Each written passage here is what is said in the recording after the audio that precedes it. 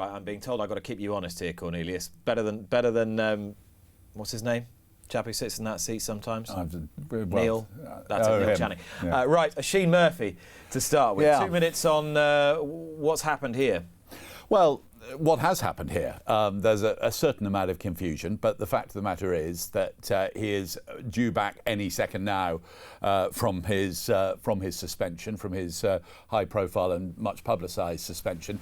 Now, there are certain hoops that all riders who come back, whether it's back from suspension or back from injury or back from whatever, have to jump through.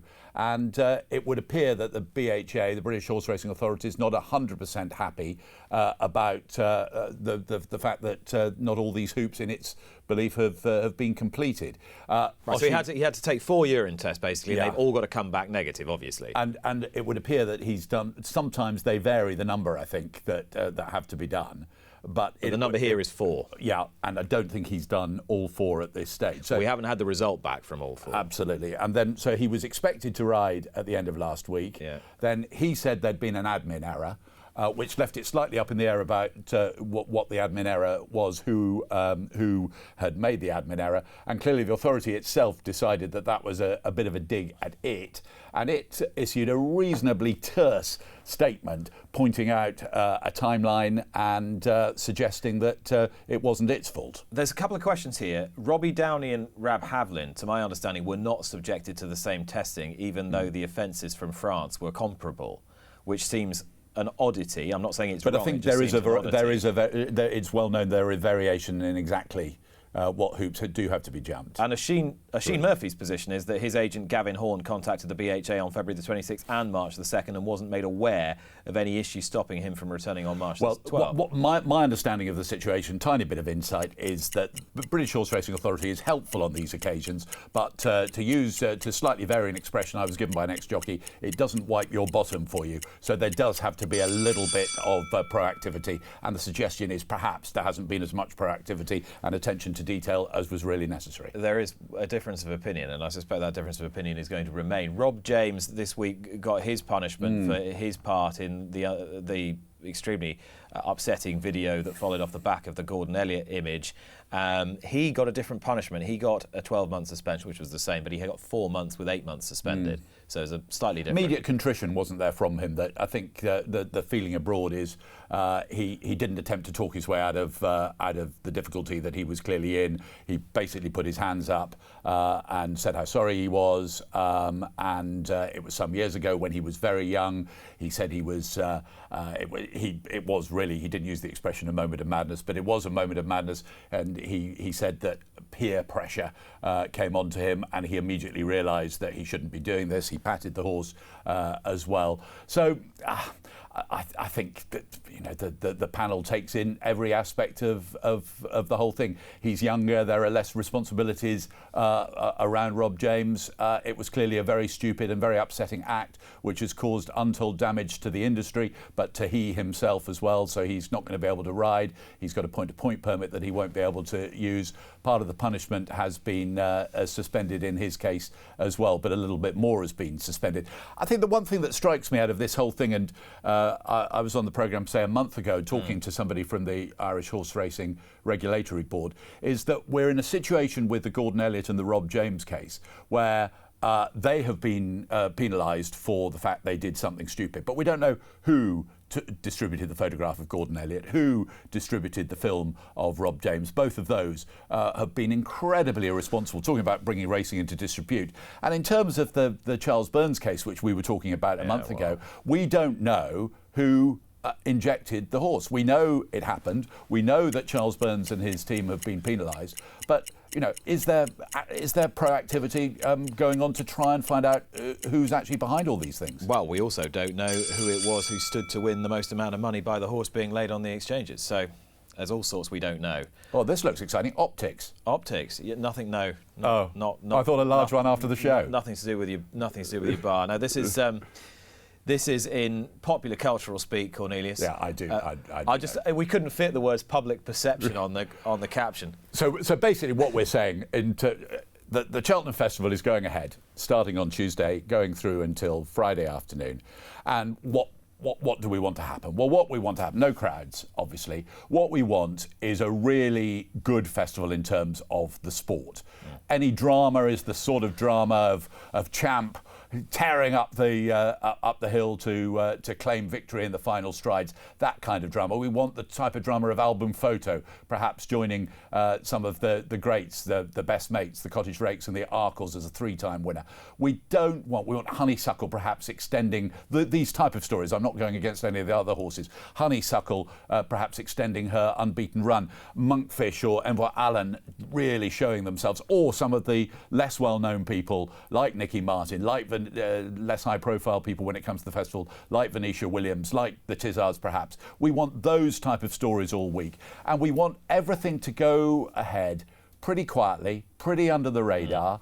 If the 6 o'clock news on BBC One is featuring anything, let's hope that it's featuring, obviously, no crowds on the first day, and the fact that 12 months ago it did take place at the just before the pandemic. But other than that, it's a good, clean, unfussy festival. The question, I suppose, has to be, with 25 seconds left, is Cheltenham able to escape its reputational damage from last year at the beginning of the pandemic? Well, as we know, the reputational damage wasn't really very fair. The reputational damage happened. But as we know. So maybe if everything goes ahead quietly and happily this year, then by the time we get to 2022, that the fact that Cheltenham became a sort of C word, a sort of swear word in 2020 will have been forgotten, and the festival can get going. And congratulations, by the way, to ITV News this week that talked about sporting events a year on, and mentioned the fact that a lot of Spanish fans came to Anfield for a match against Liverpool 12 months ago at about the same time as the Cheltenham Festival. It wasn't just Cheltenham. Let's talk about the Pointygate appeal. This was the quashing of the initial You're jumping on, are you? You're going to miss out a couple? Oh, I'm sorry. Do you know what I have? How have I done that? I was told you I was in a hurry. Album photo, yes. Yeah. And the due recognition that he ought to get if he... We should be more excited as we sit here on the Sunday before the festival about album photo going for the historic. It's quite easy to work out why we're not, isn't it? Well, because we can hardly remember what he looks like. Yeah, precisely. Yeah. Because we don't really see him. But why is it more... When in the Best Mate era, yeah. Best Mate didn't race very often. Yeah, but in fairness to Henrietta Knight, yes, he only raced 3 times a year, but he did race twice before the Gold Cup, and he also tended to run in the King George, which he won once, or the big race in Ireland, which was then called I think Ericsson Chase became the Lexus whatever. Saddles, he's running at least against Grade 1 horses in a Grade 1 race. Once, this horse goes for a poodle round. There's more to it than just that. There's also, I suppose, the fact that with Best Mate, if we're making that comparison, the owners of Best Mate were very much part of the story. Jim Lewis and his late wife Valerie were very much part of that story. The owners of Album Photo are much more private people. Henrietta Knight and Terry Biddlecombe at the time were not so well known in those type of circles as Willie Mullins is now, and people were really intrigued by the Henrietta Knight Terry Biddlecombe combination as well. What else is there? Should we mention the name of the horse? Well, I was going to come on to the name of the horse. I know it's ridiculous. People go, don't be ridiculous. This is a racing programme. And as was pointed out by our colleague Marcus Armitage to me last week, the horse is actually well named if you look at its parentage. But the fact is that Album Photo, Boomy, no one calls it Boomy, whereas Matey and Desi and other E's have appeared in the past. So the name is just not a really catchy one, is it? But then nor was Corto Star. But then Corto Star, I suppose, raced... But Corto was Corto. Or Cauto. Or Cato. Or Cato. Absolutely. But can you imagine the Album Photo bar at Cheltenham in the future? Not entirely. I'm sure it may well happen. But the bottom line is, if he wins a third Gold Cup on Friday, he is one of steeplechasing's all-time greats and should be hailed as such. It's still quite hard to get your head around, isn't it? That very notion that he could be one of steeplechasing's all-time greats. Yeah, and everything we've just said, with huge respect to Tremor as well. I've never actually been to Tremor, but I love the pictures I see from Tremor on Racing TV. And one of my ambitions for once this madness, this pandemic madness is over, is to go to Tremor. I love that shot, looking over the stand out to sea there. I think that, and there's a lovely resort as well, I gather. I can't wait. That should... If that hasn't got him the invite, I don't know what will.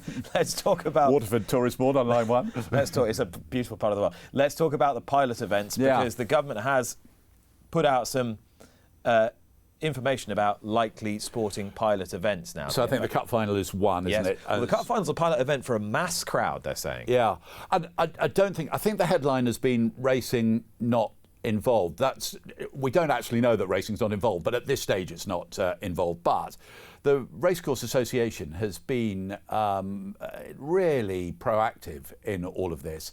And I think, we can't say that racing's not going to be involved in any pilot events, because they're talking about quite a number of pilot events, and only 2 have been mentioned so far, which is the Cup final and the snooker.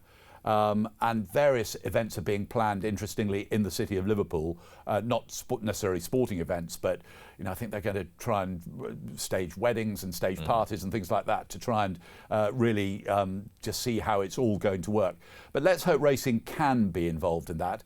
Clearly, racing is not the only sport or the only walk of life which has been severely affected by the disruption caused by the COVID. However, it has been considerably disrupted. So I'm sure the British Horse Racing Authority, the Racecourse Association, the Jockey Club, ARC, will be banging their drums, perhaps not in public, but will be onto the DCMS saying, look, we've already shown, because we've had some, haven't we? Where Doncaster had a successful trial, Warwick had a successful trial. So actually, we've got a bit of a track record. I suppose you can turn it around and say, well, the positive side is racing has already demonstrated that it can do things sensibly within parameters. So maybe the powers that be are thinking, well, actually, we're quite happy with them. But I'm sure the RCA will be pushing to make certain that racing is right in the forefront, because racing has been in the forefront in so many different ways over the last 10 months. Most of them positively, most of them really good managerial skills have been demonstrated. The sport itself has come together really well. And actually, it's really, talking of protocols, it's really important this coming week that for those people who are lucky enough to be at Cheltenham, please stick within the protocols, because people will be watching, and there are actually quite severe penalties if you do step out of line. Yeah, make sure you go the right way around the one-way systems and stay in the right zone. Pointygate appeal, we did get to it in the end. Page, Fuller and Lorcan Williams, they've had their bans quashed by the BHA panel. Do you know, I hope my betting luck hasn't run out for the month, because my nap of the month was that Page, Fuller and Lorcan Williams would win their appeal. Indeed, this should never have got anywhere near the position it did. Let's just go back to Newbury a week ago on Friday. There was a race which Page Fuller won, and after the race there was some pointy activity between Page Fuller and Lorcan Williams. Some of it was pointing at each other, some of it I think was probably pointing at the part of the racecourse where some kind of incident during the race took place. But to call this pointing, even use the word incident to attach to the pointing that took place afterwards was ridiculous. There was nothing, that they didn't come to blows, nothing like that. I said on social media, unless something happened in the weighing room afterwards, why on earth did the stewards bother with this? At the very most, somebody saying, Page, Lorcan, you were actually caught on television looking a tiny bit aggressive at each other. Just bear in mind there are a lot of TV cameras around. That was all that was needed. But instead, it was decided to give them 4-day suspensions. Well, the Professional Jockeys Association were pretty quick to appeal. That appeal took place this week. And although I don't think it was accepted that no incident took place, it was certainly one that was considered only necessary to have a caution. I think the whole thing has been a tremendous waste of energy, a tremendous waste of money, a tremendous waste of time on behalf of everybody. And should never have got to an appeal at the BHA. And a final thought: it's fashionable to have a go at authority. We have a go at every aspect of authority, and sometimes you think, even though I don't agree with that, they had a point. You can see what their point was. On this particular occasion, you just cannot see what the point of the whole thing was. Point, entirely intended pun. To your point about the IHRB earlier, and by the way, we were talking about Rob James. I had a text from the IHRB. No. There will be a referral into who took the Gordon Elliott photo. Well, and that's really important, because clearly whoever took the photo and whoever distributed the photo did bring horse racing into disrepute. Apologies if that wasn't clarified earlier on, but it has been clarified, and I'm grateful to the IHRB for clearing that up now. Up at 8, can't be late for Gosden and Son. as Cat Stevens nearly sang. Nearly so, absolutely. And you know, this is a big boost for the whole concept of training partnerships, which are so new here. We've got the Crisfords, we've got the Kublers, we've got the Coles, and we've got the Gosdens. And it's been very apparent to those of us who have been inevitably, all of us in the media are inevitably Gosden watchers, because there are so many good horses running in good races. But the way that that John, of course, has been at the centre of everything, that Thady has been very much part of the whole operation for some years now, has been really striking. And I remember having a conversation with you after you came back from the Saudi Cup in Saudi Arabia, that I think Thady had been there, hadn't he? Yeah. Had been supervising the Gosden operations there. And it's I think it's really nice if I'd been a trainer's son and I'd done my apprenticeship with my father, and clearly that had come through and was being given more responsibility, and then Dad, one of the outstanding racehorse trainers in the world, said, well, actually, I think we're going to have a joint license. I think it's really nice. It's a real acknowledgement of how good and important Thady has become in that operation, and it's an acknowledgement from a really important corner about how good these type of partnerships are. I think they're brilliant. I think it's one of the best things that BHA have done in fact, in recent years. They've been happening abroad, haven't they? Yeah. But in fact, there's one of those things you think, why on earth hasn't it been happening for years? A couple of things, though. I mean, the interesting question is, when will John then gradually take his name off the licence, a la Colin Tizard, trying to then give Thady the responsibility, maybe in 5-10 years' time, who knows?